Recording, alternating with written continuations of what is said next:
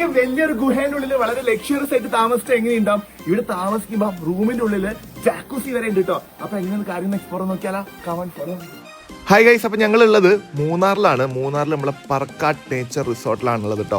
ഞങ്ങൾ അവിടെ എത്തുമ്പം ഏകദേശം ഉച്ചയായിട്ടുണ്ട്. ഉച്ചയ്ക്ക് തന്നെ വലിയ തണുപ്പൊന്നുമില്ല, എന്നാലും ഒരു മീഡിയം തണുപ്പാണ് ഉള്ളത്. വന്നപ്പോൾ തന്നെ ഞങ്ങളെല്ലാവരും വെൽക്കം ചെയ്തു. ഞങ്ങളൊരു 6 ആൾക്കാരുണ്ടായിരുന്നു കേട്ടോ. വെൽക്കം ഡ്രിങ്ക് ഒക്കെ കിട്ടി. ഫോർമാലിറ്റീസ് ഒക്കെ കംപ്ലീറ്റ് ആക്കി ലഗേജ് ഒക്കെ ആയിട്ട് വെയിറ്റ് ചെയ്ത് ഞങ്ങളോട് അവർ പറഞ്ഞു നിങ്ങളുടെ റൂം വേറൊരു ഏരിയയിലാണെന്ന്. അതുവരെ വെയിറ്റ് ചെയ്യുന്ന ടൈം കൊണ്ട് ഞങ്ങൾ അവിടുന്ന് ഗ്രാൻഡ് ഒരു ലഞ്ച് കഴിച്ചു കേട്ടോ.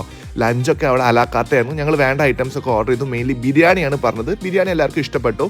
ഒരു മസാല കോഫി ഒക്കെ കുടിച്ചതിന് ശേഷം ജീപ്പിന് വേണ്ടി വെയിറ്റ് ചെയ്തു. പരിപാടി ഒന്നും നടക്കൂല കേട്ടോ. ജീപ്പ് വേണം, പോണെങ്കിലും വരണമെങ്കിലും.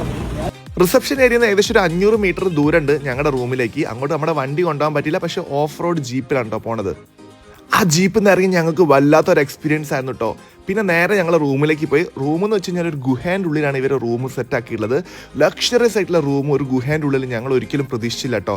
അതും ജാക്കൂസി ഒക്കെ ഉണ്ട്. അതേപോലെ തന്നെ റൂമിൽ TV കാര്യങ്ങൾ, അടിപൊളി ബാത്റൂം.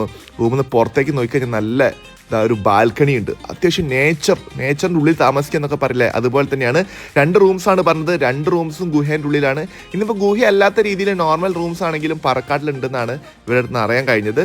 അങ്ങനെ നേരെ ഒന്ന് റൂമിൽ കയറി റെസ്റ്റൊക്കെ എടുത്ത് നേരെ പുറത്തേക്ക് ഇറങ്ങിയ പാടെ ഇവിടെ സൈക്ലിംഗ് ഉണ്ട്. സൈക്ലിംഗ് ഉദ്ദേശിച്ച് നമ്മളെ ലൈനിൻ്റെ മുകളിൽ കൂടെ പോണ സൈക്ലിംഗ് ആണ് കേട്ടോ. Adventurous ride.